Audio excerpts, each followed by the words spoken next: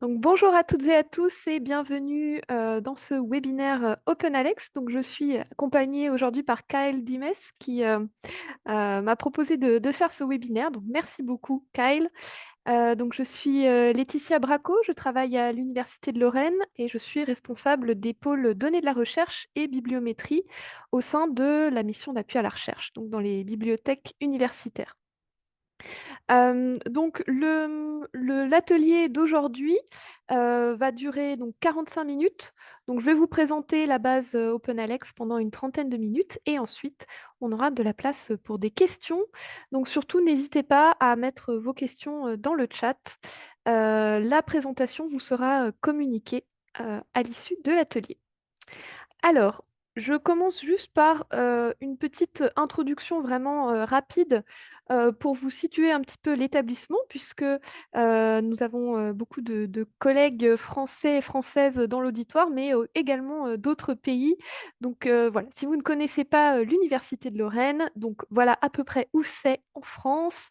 Donc c'est une université pluridisciplinaire avec 60 000 étudiants, environ 4 400 chercheurs, 60 unités de recherche et nous sommes répartis sur plus de 49 sites.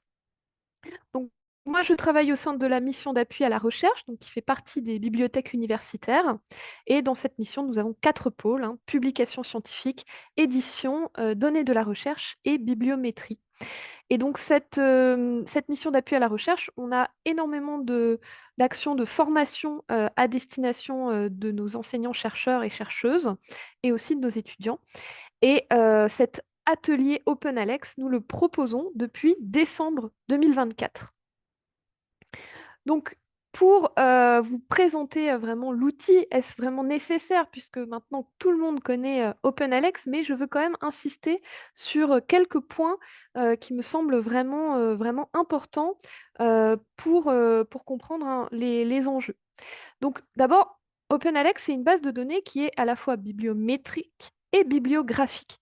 Donc, bibliographique, vous allez pouvoir, bien sûr, chercher des références, faire des bibliographies sur un sujet, trouver des études sur un thème ou regarder les publications d'un auteur. Mais c'est aussi une base de données bibliométrique, c'est-à-dire que vous allez pouvoir, à partir d'une liste de résultats, faire des analyses. Par exemple, à partir d'un corpus de publications, regarder où ont été publiés, dans quelles revues ont été publiés les articles, sur quelles années, par quels auteurs, quels sont les sujets principaux, etc. Donc il y a vraiment ce double usage. Point important, cette base, elle n'est pas la propriété d'une société commerciale. Elle est gérée par une organisation à but non lucratif qui s'appelle Our Research. Donc Our Research qui fait plein d'autres choses, qui fait notamment Unpaywall, mais donc aussi OpenAlex. Autre point très important, c'est un outil libre avec des données ouvertes en licence CC0. Donc ça, c'est vraiment un point crucial, parce que qu'est-ce que ça veut dire? Ça veut dire que le code source de l'infrastructure logicielle est ouvert, on peut le consulter sous réserve d'y comprendre quelque chose, évidemment, mais aussi les données sont ouvertes en licence CC0, donc ça veut dire que vous pouvez télécharger toute la base OpenAlex si vous voulez et faire ce que vous voulez avec, ce que vous ne pouvez bien évidemment pas faire avec des bases de données commerciales ou propriétaires. Autre point important, c'est le corpus élargi, puisque dans la plupart des bases commerciales qu'on connaît, euh, l'idée n'est pas d'avoir toutes les publications scientifiques qui existent, mais d'avoir uniquement une sélection qui répondrait à des critères de qualité qui peuvent être vraiment très, très subjectifs et qui sont surtout basés sur la notion de citation, de facteur d'impact. Et ça, c'est très problématique puisque ça fait que ce qui est très visible, ce n'est pas du tout l'intégralité de la science, c'est seulement une portion. Ça va beaucoup désavantager toutes les recherches qui ne sont pas en anglais. Et ça va aussi beaucoup désavantager euh, des disciplines, notamment en sciences humaines et sociales ou encore en informatique. OpenAlex, le nom vient de la bibliothèque d'Alexandrie, donc l'objectif c'est d'avoir un maximum de choses. Donc il y a un effort particulier, hein, qui est apporté à l'inclusion des publications non anglophones et dans tous les domaines disciplinaires. Alors, au niveau des affiliations, donc là, je parle vraiment pour la France, puisqu'on sait à quel point en France, on aime avoir des affiliations compliquées, avec des multiples tutelles, des laboratoires qui se créent, qui fusionnent, qui disparaissent. Voilà, notre complexité habituelle. Donc, on voit qu'il y a encore des affiliations qui restent à améliorer au niveau des laboratoires. Au niveau des établissements, on atteint vraiment une bonne qualité de rattachement des publications aux établissements, mais on voit qu'au niveau des laboratoires, il y a encore du travail. Donc, en tout cas, pour nous, à l'Université de Lorraine, on a une transition en cours des usages actuels qu'on a des bases de données commerciales vers OpenAlex, avec donc une amélioration continue des affiliations, et je vous montrerai un outil pour le faire. Donc voilà, une petite illustration de ce que je vous disais au niveau de la couverture des bases. On voit bien que OpenAlex a une couverture bien plus importante que les bases commerciales qui sont les plus connues. Bien, donc si je commence par la partie recherche bibliographique, hein, qui est quand même l'usage premier, hein, de nos chercheurs et chercheuses des bases commerciales, on va voir que la recherche bibliographique dans OpenAlex, c'est vraiment quelque chose de très simple. Donc vous voyez que la page d'accueil, hein, c'est une interface vraiment simple, épurée, à laquelle vous avez accès sans avoir besoin de vous authentifier. Donc ça, c'est aussi un plus. Et donc, vous avez deux options. Soit vous savez un petit peu ce que vous cherchez. Bon, bah là, on va pouvoir faire des recherches, je vous montrerai. Ou alors, eh bien, vous avez envie d'explorer, de regarder un petit peu ce qu'il y a dans la base. Et dans ce cas, vous allez pouvoir tout simplement taper Entrée. Si vous avez une idée un peu précise de ce que vous voulez chercher, vous commencez à taper et vous allez avoir des suggestions qui vont apparaître. Donc là, j'ai commencé à taper Molecular Dynamics et je vois que l'interface me propose un certain nombre de topics. Donc les topics, ça va être des sujets qui vont se rapprocher le plus de ce qu'on a tapé comme mot-clé. Ou alors, je peux aussi choisir de chercher cette expression exacte dans le titre de la publication, du travail, et dans son résumé. Donc là, j'ai envie de dire, ça dépend vraiment de ce que vous voulez. Si c'est une expression vraiment précise, que vous cherchez un terme technique, vous voulez que celui-ci, dans ce cas, il vaut mieux chercher dans le titre et dans les résumés. En revanche, si vous êtes intéressé par le sujet en général, eh bien c'est vraiment intéressant de passer par les topics qui vont sans doute vous permettre de trouver des travaux que vous n'auriez pas forcément trouvés en cherchant avec l'expression exacte. Alors, je vous parlais de la couverture, et notamment dans le domaine des sciences humaines et sociales. Ça, c'est un reproche qu'on fait très souvent aux bases commerciales, et pour cause, puisque les sciences humaines et sociales sont beaucoup moins dans cette idée du facteur d'impact et des citations, et donc ça a pour conséquence d'être beaucoup moins visible dans les bases. Donc là, je me suis amusée à faire quelques essais. Donc j'ai cherché, alors mon dada, c'était mon sujet de recherche, les douaires médiévaux. Donc j'ai cherché Medieval Dowry dans OpenAlex et dans le Web of Science. Alors j'ai pas cherché dans Scopus puisque nous ne sommes pas abonnés à l'Université de Lorraine. Mais voilà, la comparaison est assez éloquente. 65 résultats d'un côté, 7000 de l'autre. Bien sûr, les 7000 résultats ne vont pas forcément être parfaitement pertinents, mais vous voyez que, en fait, vous avez déjà des dizaines de pages de résultats qui sont pertinents. Et ensuite, vous pouvez filtrer, modifier votre recherche, et ça vous donne beaucoup plus de matière que voilà, quand vous avez une liste sèche de juste 65 résultats. Voilà, et puis j'ai fait quelques autres essais qui sont aussi concluants. Donc là, je vais juste vous faire une petite démonstration très rapide. OpenAlex, donc on voit que vous avez cette interface, hein, qui est vraiment toute simple. Et comme je vous ai dit tout à l'heure, il suffit de taper Entrée pour avoir en quelques fractions de secondes toute la base qui va ressortir. Donc là, vous voyez ici, par défaut, c'est la partie Works qui est interrogée. Donc là, je vais chercher en fait des productions scientifiques. Donc je vais chercher des articles, des chapitres d'ouvrages, des jeux de données, etc. Mais je peux aussi chercher par auteur, par source ou encore par institution. Vous voyez, j'ai tous les résultats qui sont apparus puisque je n'ai mis aucun mot-clé. Je peux donc ici chercher, donc par auteur, institution, mots-clés, et tout un tas d'autres paramètres. Donc par exemple ici, je vais chercher institution, je vais chercher Lorraine, et je clique. Et là, je vois que ici, j'ai bien mon premier paramètre de recherche qui est celui de l'institution. Sur la partie gauche, j'ai la liste de mes résultats. Et sur la partie droite, j'ai les statistiques, donc qui sont de premiers indicateurs bibliométriques que je vais pouvoir compléter. Donc si je veux les compléter, je peux tout simplement cliquer ici sur plus. Donc je reviens à ma présentation pour analyser un petit peu plus donc toutes ces fonctionnalités.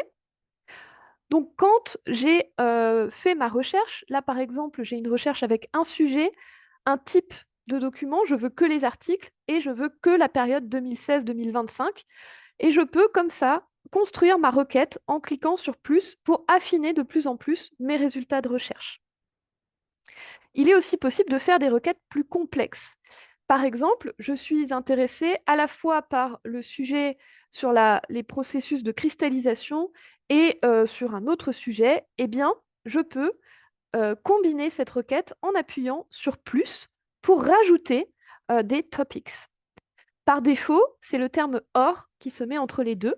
Donc, on voit bien ici, topic is any of. Donc, le sujet, c'est n'importe lequel de ces deux. Et je peux rajouter l'institution, par exemple. Je peux aussi, à l'inverse, choisir d'exclure. Donc, dans ce cas, je choisirais is none of.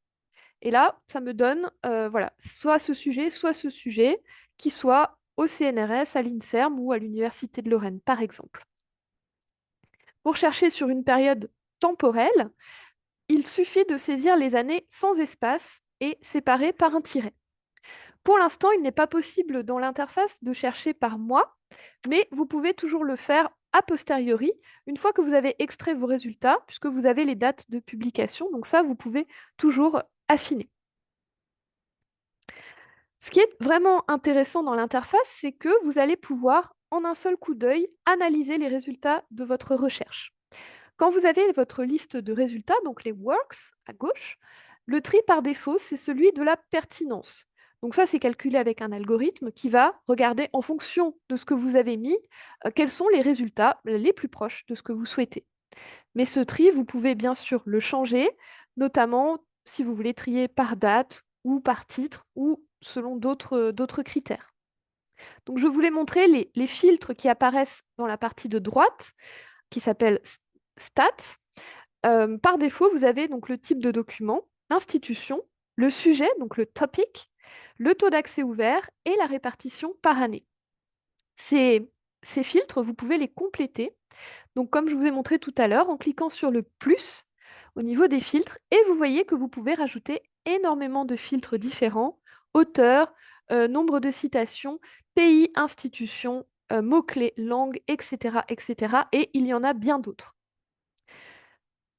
Vous avez notamment des filtres sur les objectifs de développement durable, les auteurs de correspondance, les licences. Donc, vous pouvez faire vraiment des analyses très précises. Sachez aussi qu'il est possible de retirer les publications qui ont été rétractées.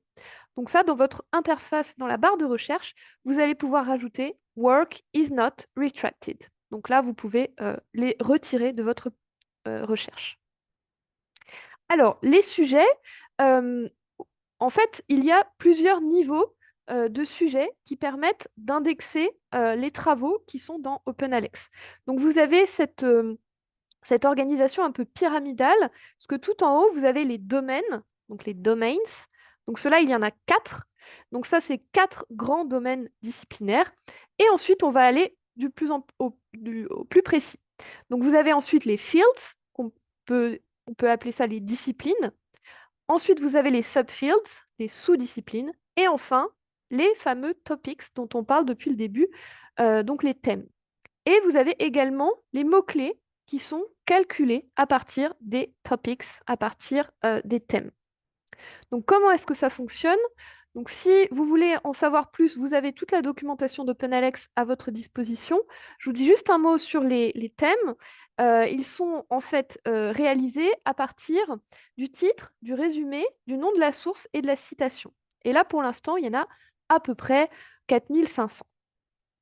Et donc, vous avez un système en fait qui va attribuer une note à chaque thème d'une production. Par exemple, vous avez un travail scientifique, un article, on va dire, sur l'intelligence artificielle en médecine. Donc ça va être son thème, son topic. Il va être classé dans la sous-discipline, le subfield informatique de santé, qui lui-même est dans le field, la discipline médecine, et qui est dans le grand domaine sciences de la santé. Donc voilà ce fonctionnement pyramidal, et ça vous permet de faire des recherches assez fines en fonction de votre sujet de recherche. Alors, pour les auditeurs et auditrices françaises, vous pouvez aussi utiliser Click and Read, qui est parfaitement compatible avec OpenAlex. Donc, Click and Read va vous permettre en fait d'accéder plus facilement aux publications auxquelles vous avez accès par le biais de votre établissement. Donc, ça se matérialise par ce petit bouton vert que vous voyez. Donc, si jamais vous n'avez pas encore installé Click and Read, n'hésitez pas à le faire, c'est très simple. Bien sûr, c'est bien d'avoir des résultats, mais l'idée, c'est de s'en servir. Donc, sur votre interface, vous allez pouvoir télécharger la liste des travaux que vous avez trouvés, donc avec tout simplement ce petit bouton téléchargement qu'on reconnaît bien. Et vous pouvez bien sûr aussi exporter la liste des indicateurs. Donc ça, c'est vraiment le tandem, c'est-à-dire que vous avez d'un côté tout ce qui va être bibliographique, donc vous pouvez récupérer toutes les métadonnées, et de l'autre, tout ce qui est bibliométrique. Vous allez aussi pouvoir créer vos propres rapports bibliométriques en récupérant facilement ces statistiques qui vous sont proposées par OpenAlex. Alors, autre fonctionnalité qui est vraiment importante et intéressante, c'est tout ce qui concerne les sauvegardes et les alertes. Donc ça, vous y avez accès quand vous êtes en accès connecté. Donc ça, c'est bien sûr gratuit. Pour accéder à cette version connectée, donc vous pouvez cliquer sur le petit bonhomme en haut à droite et vous allez pouvoir paramétrer des alertes.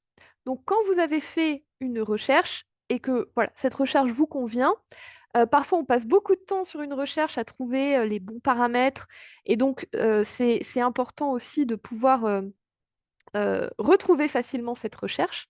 Donc, vous pouvez la sauvegarder et vous pouvez mettre en place des alertes par email, c'est-à-dire que vous allez recevoir directement dans votre boîte mail la liste des nouveaux résultats qui correspondent à votre recherche.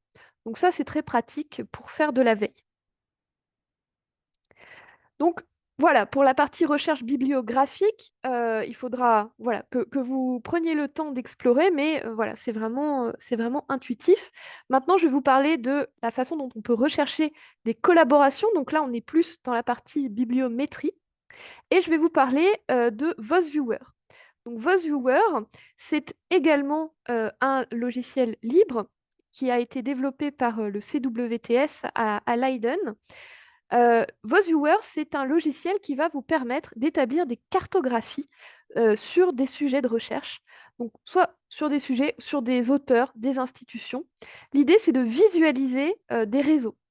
Donc là, vous avez un exemple d'une carte qui porte sur la recherche scientifique sur le Covid-19. On voit les mots-clés qui ressortent dans les publications. Donc c'est typiquement ce genre de carte que vous pouvez faire. Il y a donc une connexion qui a été établie entre OpenAlex et VozViewer qui va vous permettre de visualiser ces réseaux de collaboration par auteur, thématique, laboratoire, etc. Alors, comment est-ce que ça fonctionne? C'est très simple.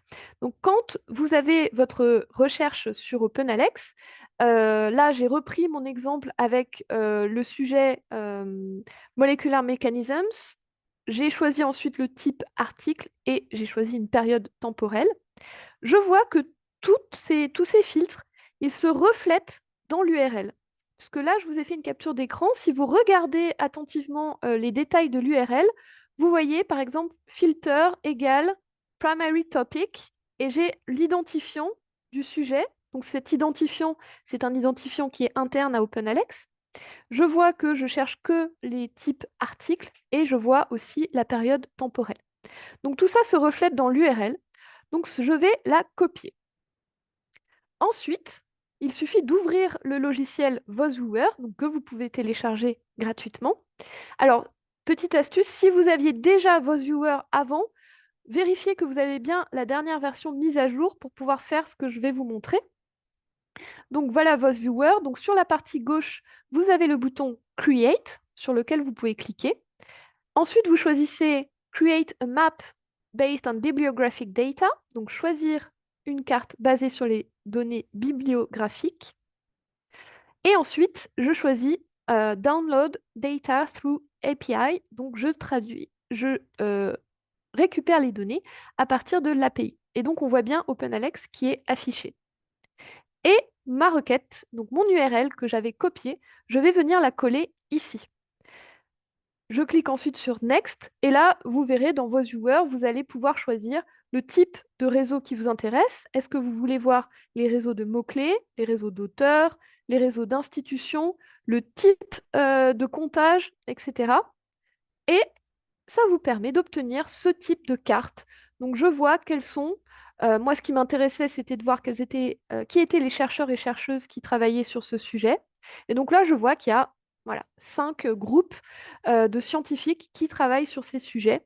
Donc ça c'est très utile quand on veut monter un projet de recherche, euh, chercher de nouvelles collaborations. Ça peut être intéressant aussi à l'échelle d'une unité de laboratoire pour regarder un petit peu voilà, ce que font les autres, des autres laboratoires dans un même domaine, par exemple. Donc, je vous ai montré, j'ai passé du temps pour vous montrer la partie Works, mais vous pouvez aussi chercher, comme je vous l'ai dit, par auteur, par source, par institution. Je vais juste m'arrêter un instant sur les auteurs. Euh, et là, par exemple, j'ai cherché une autrice qui travaille à l'Université de Pennsylvanie. Et donc, voilà sa fiche auteur. Et donc là, je vois quels sont ses travaux, son taux d'accès ouvert, sur quoi elle travaille, etc. Si vous repérez des erreurs, vous avez la possibilité de signaler des erreurs sur des auteurs. Donc, vous avez une page d'information dans la documentation d'OpenAlex et vous avez aussi un formulaire en ligne que vous pouvez remplir vous-même si c'est pour vous, mais que vous pouvez aussi remplir pour des tiers. Donc, vous avez un tutoriel vidéo qui est proposé par Kyle ici présent, que vous pouvez regarder. Donc, c'est un tutoriel qui dure 10 minutes hein, et c'est vraiment très simple hein, d'utilisation, ce formulaire. Vous pouvez mettre à jour le nom préféré pour les profils auteurs, fusionner des profils, ajouter, retirer des publications. Voilà, donc c'est vraiment au travers d'un formulaire très simple. Je vous ai dit aussi qu'il était possible de corriger tout ce qui va concerner les alignements ROR. Et donc là, je mets ma casquette de chef de projet du baromètre français de la science ouverte pour les données et les codes. Dans le cadre de ce projet, le ministère français de l'enseignement supérieur et de la recherche a développé le Works Magnet. Donc le Works Magnet, c'est un outil qui est ouvert au monde entier, utilisable par toutes et tous, qui va vous permettre, à partir d'une chaîne de caractères ou à partir d'un ROR, de voir la liste des affiliations qui y sont rattachées et éventuellement de corriger le ROR, puisqu'il y a des alignements automatiques qui sont faits dans OpenAlex entre des chaînes de caractères qui constituent une affiliation et un ROR. Et parfois, ça arrive qu'il y ait des erreurs, notamment quand ça concerne des laboratoires ou des institutions qui n'ont pas de ROR. Donc ça, c'est vraiment un outil utilisable par tous et qui est ouvert. Donc comment ça fonctionne hein. Vous avez cette interface, vous allez pouvoir signaler des erreurs. Ça va créer des issues sur GitHub et ensuite OpenAlex va pouvoir les récupérer et après examen, pour vérifier que on ne vient pas rajouter des erreurs, vérifier que c'est correct, qu'effectivement il y avait une erreur qui doit être corrigée. Et donc ça, c'est un workflow qui est en place et qui fonctionne. Donc, je vous ai mis aussi le lien vers un tutoriel qui a été réalisé par mon collègue Éric Jean Girard. Donc, je termine en quelques mots par un, un peu de perspective sur la stratégie de l'Université de Lorraine en la matière, puisque je trouve que c'est important aussi de replacer l'usage d'OpenAlex dans le contexte plus global, notamment celui de la déclaration de Barcelone sur les informations sur la recherche ouverte. Donc cette déclaration, nous l'avons signée en novembre 2024 et cette déclaration, elle porte vraiment sur toutes les informations sur la recherche. Donc qu'est-ce que c'est? Ça va être par exemple la liste des chercheurs et chercheuses d'une université, avec également leurs publications, mais aussi plein d'autres choses. Par exemple, quelles sont les bourses obtenues par cet établissement, quels sont ses projets, quels sont ses financements. Tout ça, ce sont des informations qui renseignent sur la recherche. Et donc, la déclaration de Barcelone, elle est vraiment là pour encourager l'ouverture de ces informations. Et donc, l'utilisation d'OpenAlex se fait en droite ligne de cette déclaration. Il y a aussi un partenariat entre le ministère français et OpenAlex qui le soutient aussi dans le cadre du plan national pour la science ouverte. Donc au niveau local, notre stratégie, c'est de commencer à former nos doctorants à l'utilisation de l'outil dans le cadre de notre séminaire Approche critique des indicateurs bibliométriques. La sensibilisation aussi de nos chercheurs et chercheuses avec la création d'un atelier en ligne. On va essayer également de plus en plus d'utiliser le Web of Science, OpenAlex, plutôt que le Web of Science pour la réalisation de nos rapports bibliométriques. On va également, pour les prochaines années, utiliser OpenAlex pour faire le corpus pour le baromètre lorrain de la science ouverte. Et enfin, nous allons vraiment concentrer tous nos efforts de curation et de vérification des métadonnées dans OpenAlex à partir de maintenant. Voilà, donc c'est quelques mots pour terminer sur notre stratégie. Je pense que vous allez voilà, pouvoir découvrir ou redécouvrir OpenAlex avec voilà, ces informations en tête. Je dois dire aussi que c'est un outil qui évolue très vite. Donc j'ai croisé les doigts pour que l'interface ne change pas juste avant ce webinaire pour mes captures d'écran, mais tout s'est bien passé. En tout cas, je vous invite à rejoindre le groupe d'utilisateurs d'OpenAlex pour être tenu informé des évolutions qui se font assez régulièrement. Et bah, je crois que je suis maintenant arrivée au bout du temps. Donc, j'ai plus qu'à vous remercier pour votre attention et je suis à votre écoute si vous avez des questions.